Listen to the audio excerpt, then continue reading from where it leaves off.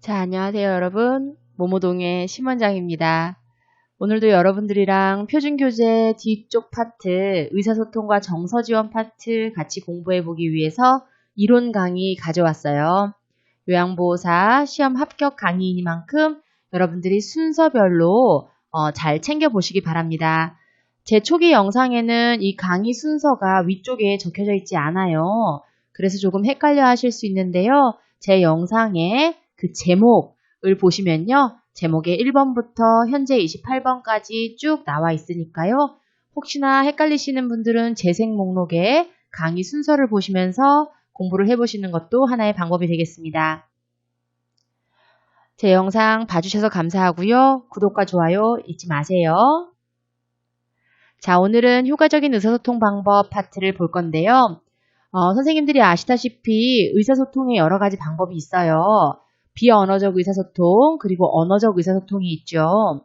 자, 이거는 굉장히 기본적인 파트라서 제가 그 부분은 넘어갔어요. 여러분들 아시죠? 언어적 의사소통은 우리가 지금 말로 하는 이런 언어적 의사소통이고요. 비언어적 의사소통은 표정이나 말투, 억양 이런 것들이 비언어적 의사소통에 들어가죠. 비언어적 의사소통이 언어적 의사소통보다 훨씬 더 큰 비중으로 대상자의 기억에 남게 됩니다. 선생님들이 긍정적인 말을 썼지만 표정을 찡그리면서 이야기하게 되면 대상자에게는 찡그린 상태의 기억이 더 쉽게 남게 된다는 얘기죠. 그래서 비언어적 의사소통이 더 중요해요. 자, 그거를 기본적으로 했을 때 우리는 어떻게 하면 좀 더 효과적인 의사소통을 이루어갈 수 있을까를 생각해 보시면 되는데요. 침묵이라는 것과 수용이라는 것, 공감이라는 이러한 기술을 사용하시는 거예요. 침묵 같은 경우는요, 어쩔 때는 계속 길게 주구장창 말을 하는 것보다 잠시 조용히 있는 것이 서로의 생각을 정리하고 표현할 수 있는 그런 좋은 방법이에요. 제가 예시를 들어드리면은 우리 요양보호 선생님들도 그렇고 저도 그렇고 가장 크게 하는 실수가 대상자분들께 얘기를 하면 그 대상자분들이 우리가 지금 친구들하고 이야기했던 것만큼 이렇게 이야기가 기브 앤 테이크 서로 주고받는 이 속도가요. 속도감이 있지가 않아요. 굉장히 천천히 진행이 돼요. 그런데 우리는 평소 때 우리가 친구들하고 얘기했던 그 속도감을 기억하고 대상자가 대답을 안 하면 이게 혹시 잘못된 질문인가? 또 다른 질문을 하고 또 다른 질문을 하고 땡땡땡 어르신 오늘 식사하셨어요? 대답을 하시려고 하는데 네 아니요라는 간단한 대답이어야 되는데 대상자가 왠지 못하시나? 라는 생각에 기다리지 못하고 또 어떻게 하죠? 어떤 거 드셨어요? 뭐 드셨어요? 언제 드셨어요? 맛은 있으셨어요? 지금 대답을 하려고 하는데 자꾸 새로운 질문을 한다는 거예요. 우리가 효과적인 의사소통을 하려면요. 적당한 침묵이 필요로 하다는 거 기억하시고요. 수용 같은 경우는요. 상대방의 표현 자체를요. 아무런 가감 없이 그 비평 없이 그냥 있는 그대로 받아들이는 거예요. 그래서 우리가 하던 단순한 칭찬과는 좀 거리가 있습니다. 수용을 하라는 게 그러셨구나. 이런 수용을 이렇게 해서 이랬다는 것이죠. 이렇게 수용을 그냥 그분이 했던 얘기를 그대로 받아들이면 되는데 왠지 우리는 그거를 칭찬해야 될 것 같고 잘했다고 해야 될 것 같고 하는 착각에 빠진다는 거예요. 그냥 넘어지셨구나. 어떻게 해서 낙상의 상태에 이르게 되셨구나. 이런 식으로 그냥 상대방의 표현을 비평 없이 그대로 받아들인다는 거. 그거를 거기다 놔뒀으니까 당연히 넘어지셨겠죠? 라는 게 아니라는 거예요. 공감 같은 경우는요. 대상자가 느끼는 감정을 그대로 이해하는 거예요. 제가 수용 얘기할 때 잠시 얘기했던 문장이었는데요. 그러셨구나. 이렇게 해서 속상하셨구나. 저렇게 하다 보니 그렇게 느끼셨을 수 있겠구나라고 하는 거. 대상자가 느끼는 감정을 그대로 이해하고 존중한다는 거예요. 이 공감이라는 게 대상자의 감정을 내가 느끼고 그 감정, 대상자의 느끼는 감정 그대로를 나도 다 무조건 그렇게 생각하라는 것까지는 아니에요. 대상자가 그냥 그러한 감정을 느끼고 있구나. 저런 생각을 갖고 계시구나. 라고 공감하라는 이야기입니다. 자, 그러면은 우리는 잘못된 경청 방법은 뭐가 있을까요? 잘못된 방법은요. 아직 대상자가 질문을 다 끝내지도 않았는데 맞아요, 맞아요. 그랬을 거예요, 그랬을 거예요. 미리 대답을 준비하는 거 잘못됐습니다. 충분히 대상자의 말을 듣지 않은 상태에서 상대방에게 임의적으로 조언하는 것도 올바른 방법이 아니에요. 상대방의 말을 나 자신의 경험에 맞추어서 생각하는 거 요거 굉장히 잘못됐어요. 예를 들어서 어르신이 뭐 시금치를 드시고 싶다 그랬어요. 근데 신체적으로 아무 문제가 없는데 내가 생각했을 때는 시금치가 어떤 부분에 있어서 좋지 않다고 생각을 하는 거예요. 그래서 내 경험에 맞춰서 땡땡땡 어르신 시금치가 잡수시고 싶으시지만 그거는 좋지가 않대요. 이렇게 그게 진짜 좋지 않은지 좋은지에 대한 어떤 그 신체적인 질환 때문에 그런 것도 아니라 그냥 내 경험에 맞춰서 임의로 생각하고 그렇게 조언을 하신다거나 그렇게 대화를 이끌어 가시면 안 된다는 거예요. 그래서 내 경험에 맞춰서 생각하고 조언하는 거는 좋지 않은 의사소통 방법입니다. 끊임없이 비교하면서 이야기하는 거예요. 첫 집에 갔더니 이렇게 해줬는데 둘째 집은 어떻고, 둘째 집에 갔더니 제가 그때 뭘 가져왔더니 할아버지가 5만 원을 주셨고, 물론 금전적으로 받는 것 자체도 잘못됐고, 이런 말씀을 꺼내시는 것도 올바르지 않습니다. 끊임없이 비교하면서 이야기하는 거 좋지 않아요. 저는 지금 효과적인 의사소통 방법이 누구에게나 해당될 수 있는 방법이지만, 특히나 우리 대상자들에게 어떻게 적용될 수 있을지에 대해서 중점적으로 설명을 드려보고 있습니다. 자, 나 전달법이에요. 얘네들도 사실은 다 우리 요양보호에 필요한 이야기인 것 뿐만이 아니라요. 우리가 일상생활 속에서도 굉장히 많이 사용해야 하는 그런 기술이에요. 저는 의사소통 방법을 기술이라고 생각해요. 많이 연습하면 연습할수록 느는 거예요. 자, 볼게요. 나를 주어로 말하는 거예요. 나를. 내가 중심이 돼서 나를 주어로 말하는 거예요. 상대방의 행동과 상황을 그대로 비난 없이 구체적으로 말하는 거죠. 상대방의 행동이 나에게 미치는 영향을 구체적으로 말해요. 그 상황에 내가 느끼는 바를 진솔하게 말하고요. 그리고 원하는 바를 구체적으로 말합니다. 전달할 말을 건넨 후 상대방의 말을 잘 들어요. 한번 예시를 생각해 볼게요. 상대방의 행동과 상황을 그대로 비난 없이 구체적으로 말한다. 대상자가 선생님한테 소리를 지르면서 문도 안 닫고 다니고 라고 얘기를 해봤다고 생각해 보세요. 그러면은 선생님, 대상자의 그런 소리를 지름 나를 위해서 나한테 억압하는 그러한 말투가 나에게 어떤 영향을 미쳤나요? 선생님이 딱 그 말씀을 들으시면 어떻게 생각이 드세요? 내가 지금 좀 무시를 받고 있구나. 지금, 내가, 했던 행동이 대상자에게, 뭔가 자극되는 행동을 했구나. 이렇게 이제 느낄 수가 있겠죠. 그렇죠? 그러면서 순간적으로 기분이 어떻겠어요? 나쁘겠죠.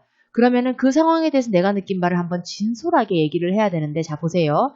상대방의 행동과 상황을 비난 없이 얘기를 해야 돼요. 진솔하게 얘기를 하면서. 힘들겠죠? 자, 그러면은 한번 생각해 볼게요. 저도 지금 이 강의를 하면서 순간적으로 이 예시를 들어드리면서 하는 거라서, 자, 한번 생각해 볼게요. 어르신이 나에게 소리를 질렀어요. 소리를 지른 게 나를 기분 나쁘게 했어요.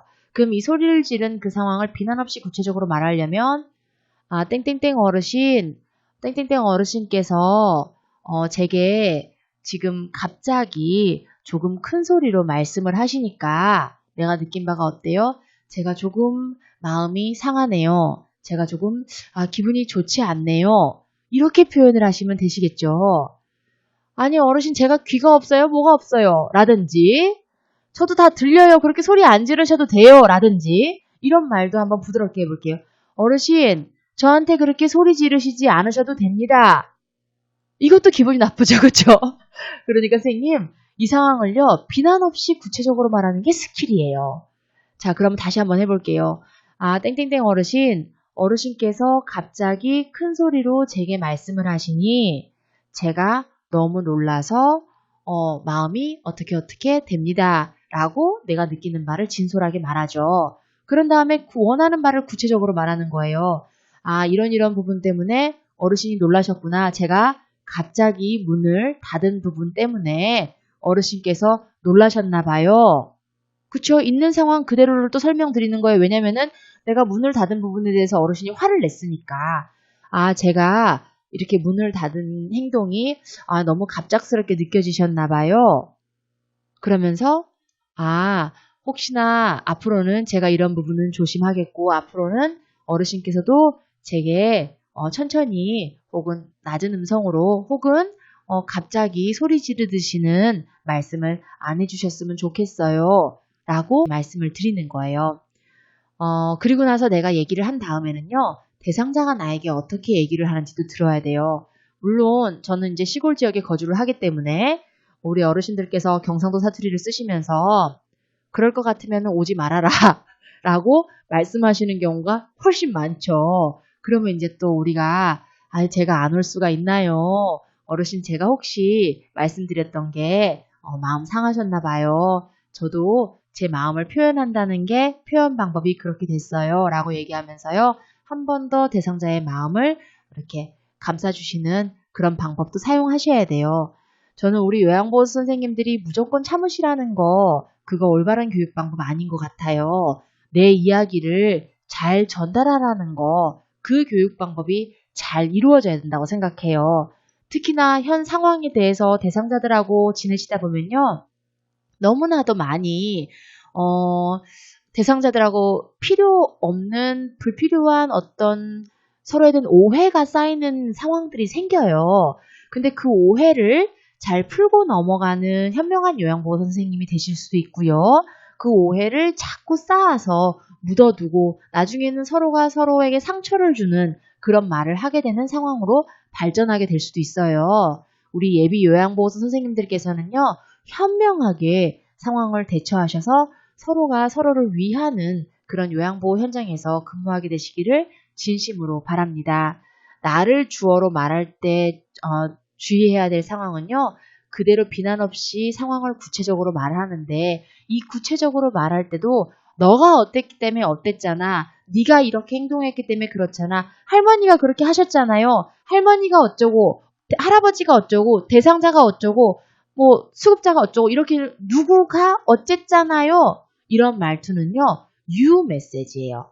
you 메시지. you가 영어로 you죠. 제가 잘 못 쓰겠죠. 이렇게 마우스로 쓰다 보니까 you가 어떤 거예요? 너 전달, 너 메시지예요. 너를 중점적으로. 당신이 이랬잖아요. 우리 남편하고 싸울 때도 네가 어쨌잖아, 제가 어쨌잖아 이런 말도 쓰시잖아요. 그거는요. 우리가 현명한 서비스를 하는데 올바르지 않는 방법이라는 거 꼭 한 번 더 머릿속에 넣고 가시기 바랍니다. 이거는 시험도 시험이지만은 실질적으로 선생님들이 현장에 나갔을 때 매우 도움이 되는 그런 기술이에요. 자, 의사소통에 장애가 있는 경우 시험에는 사실상 이런 부분이 많이 나와요. 노인성 난청을 가진 대상자의 의사소통하는 방법으로 옳은 것은 이러면서 대상자의 눈을 보면서 정면에서 얘기한다. 이런 게 나오면 이게 정답이겠죠. 입을 크게 벌리고 정확하게 말한다. 몸짓, 얼굴 표정 등을 이야기로 전달한다. 보청기를 착용할 때는 입력은 크게, 출력은 낮게 조절한다. 요게 반대로 해서 입력은 낮게, 출력은 크게 이럴 수도 있어요. 그래서 입력은 크게, 출력은 낮게 조절한다. 요런 거 선생님들 기억하셔야 될 거고요. 노인성 난청 잘 듣지 못하시기 때문에요. 내가 몸짓이나 얼굴 표정 등을 지어가면서 어르신들에게 이야기를 전달하면요. 훨씬 더 잘 전달될 수 있어요. 물론 입의 크기를 오물오물 하듯이 말씀하시면은 어르신들이 내가 너라고 그러는지 나라고 그러는지 오라고 그러는지 어라고 그러는지 모르실 수도 있겠죠. 그래서 입을 크게 벌리면서 정확하게 말하는 연습도 하시면 좋겠어요. 자, 이런 예시도 있는 거예요. 시각장애가 있는 분들에게는요. 항상 얘기하는 거 있어요. 시각장애 있는 분들은 음식을 드릴 때도 어떻게 해요? 시계 방향으로 반찬을 둔다고 하잖아요. 사물의 위치를 시계 방향으로 설명하는 거 중요해요. 대상자의 정면에서 이야기해야지 시각장애인들에게 우리가 제일 하지 말아야 될 것은 뒤에서 갑작스럽게 접근하는 거예요. 대상자를 놀라게 할 수 있으니 이 점 주의하시고요. 여기 있어요, 저기 있어요, 이쪽에 있어요, 저쪽에 있어요. 이런 형식의 지시대명사를 사용하는 거 올바르지 않아요. 대상자에게 정확하게 대상자를 중심으로, 내가 중심이 아닙니다. 대상자를 중심으로 땡땡땡 어르신, 어르신의 오른쪽에 물컵이 있어요. 어르신의 왼쪽에 열쇠가 있어요. 이런 형식으로 대상자를 중심으로 이야기해야 된다는 거 기억하시고요. 그 다음에 먼저 말을 건넨 다음에 악수를 하라. 이 말은 뭐냐면요. 시각장애 있는 분들이 내가 지금 어디에 서 있는지도 전혀 분간이 안 될 때도 있죠. 그럴 때 내가 그냥 다가가서 나 혼자 따뜻하다는 생각에 대상자의 손을 잡고 악수를 하고 이러면은 누가 내가 예상치도 못하는데 설령 그게 남편이더라 하더라도 배우자라 하더라도 와서 갑자기 손을 잡는다던가 갑자기 뒤에서 안는다던가 하면은 얼마나 놀래겠습니까? 그렇죠? 특히나 눈이 잘 안 보이시는 분들을 우리가 대상자로 모실 때는요. 항상 먼저 말씀을 드리는 거예요. 땡땡땡 어르신, 제가 어르신과 같이 손을 한번 잡아봐도 되겠습니까? 어르신, 제가 어떻게 생겼는지 너무너무 궁금하시죠? 제 얼굴을 한번 만져보시겠습니까? 라든지 이런 식으로 해서 먼저 1번 선말, 먼저 말을 건네고요. 후 터칭이에요. 그쵸? 그 다음에 악수를 한다는 거 잊지 마세요. 진압력 장애입니다. 진압력 장애는 내가 시간, 장소, 사람, 날짜, 달력 이런 것들을 잘 인식을 못하는 거예요. 그래서 이런 것들을 좀 자주 인식시켜 주실 필요가 있죠. 과거에 시험 문제에 나왔던 것 중에 이런 식으로 문제가 나오는데요. 예를 들면 진압력 장애를 갖고 있는 어르신과 소통하는 방법, 의사소통하는 방법으로 옳은 것은 이런 문제가 나올 수가 있죠. 그럼 우리가 이렇게 날짜랑 시간을 자주 인식시켜준다라든지 모든 물품이나 사물에 이름표를 붙이고 주의사항을 문서화시켜준다. 이런 예시를 들어드리면서 정답을 고르는 방법들이 있겠죠. 시간이나 사람, 장소가 자주 바뀌는 것, 진압력 장애 대상자들을 굉장히 혼란스럽게 만들 수 있고요. 모든 물품이나 그런 것들을 색상을 잘 표현해 놓으시면 더 도움이 되고요. 낮 동안에 또 이게 계속 새로운 정보를 드리는 거는요. 이 대상자들에게 혼란을 줄 수 있으니까요. 기본적인 정보를 자주 드리는 거, 그리고 대상자를 일관성 있게 대하는 거, 이런 것들이 진압력 장애를 가지신 분들에게 도움이 되는 방법이겠습니다. 자, 언어장애가 있는 분들은 얼굴과 눈을 응시하면서 보면서 천천히 말하고요. 소음이 있는 곳은 피하고 알아듣고 이해가 된 경우에는 예, 아니요 라고 짧게 대답을 하고요. 실물, 그림판, 문자판 등을 이용해서 대상자와 소통하시는 게 좋은 방법입니다. 이런 얘기가 있을 수가 있죠. 언어장애를 갖고 있는 대상자와 소통하는 방법. 이래서 옳은 것에 이런 게 나올 수 있다는 거죠. 예, 아니요로 짧게 대답한다. 실물, 그림판, 문자판 등을 이용한다. 이런 것들이 정답이 될 수가 있겠죠. 판단력, 이해력 장애 분들도요. 똑같이 실물, 그림판, 문자판을 이용하는 거 동일하고요. 짧은 문장으로 천천히 이야기해 주시는데 그게 더 도움이 된다고 할 수 있겠습니다. 자, 주의력 장애가 있는 분들과 의사소통을 할 경우도 어떻게 할까요? 대상자와 눈을 마주치고 명확하고 간단하게 단계적으로 이 상황을 제시하거나 해야 될 일을 제시하고요. 구체적이고 익숙한 사물에 대해서 대화를 하시고요. 가급적 주의력 장애, 주변이 혼동스럽거나 복잡하면은 대화가 잘 되지 않거든요. 그러니까요. 환경적 자극을 최대한 줄여주는 게 중요하다고 할 수 있겠습니다. 메시지는 천천히 조용히 반복해 주시면요. 대상자에게 훨씬 더 이해가 쉽게 들어갈 수 있겠죠. 자, 의사소통 다음으로 우리가 봐야 될 거는요. 여가 활동의 유형인데요. 과거에는 이 부분이 시험에 종종 나오곤 했었는데 요즘에는 조금 뜸한 것 같아요. 그렇지만 여러분들이 중요하게 보셔야 될 부분, 자기계발, 운동활동, 소일활동인데요. 이것도 조금 달라진 게 원래는 소일활동이 가벼운 산책이 원래는 이 소일활동에 들어가 있었어요. 볼 때마다 저도 좀 이상하다고 생각하긴 했는데 이 부분이 개정판이 생기면서 가벼운 산책이 이 운동활동에 들어갔다는 거 여러분들 기억하시고요. 소일활동에는 텃밭 야채 가꾸기, 식물 가꾸기, 신문 보기, 텔레비전 시청, 종이 접기, 퍼즐놀이 등이 소일활동에 들어가고 자기계발에는 책 읽기, 신앙송, 백일장, 민요교실, 창작교실 등 같은 것들이 이러한 자기계발에 들어갑니다. 근데 사실상 이게 아다르고 어다르다고 어떤 분들은 신앙송이 사교 오락일 수도 있잖아요. 근데 아무튼 개인적인 어떤 생각은 잠시 뒤로 미루시고 시험에 나올 법한 아이들은 그냥 개정판에 나와 있는 여가활동 유형 그대로를 암기하셔야 될 수밖에 없기 때문에요. 제가 중요하게 빨간 색깔 해두신 부분들은 헷갈릴 수 있는 부분들이니 선생님들께서 한 번 더 기억하시기를 바라겠습니다. 자, 그래서 우리가 오늘 의사소통 방법과 이 여가활동 돕기 방법까지 한번 살펴봤어요. 오늘도 제 영상 끝까지 봐주셔서 감사하고요. 다음 시간에 또 나머지 이론 파트 그리고 이론과 더불어서 같이 문제로 풀어봐야 될 부분도 함께 살펴봐 드리도록 하겠습니다. 수고하셨습니다.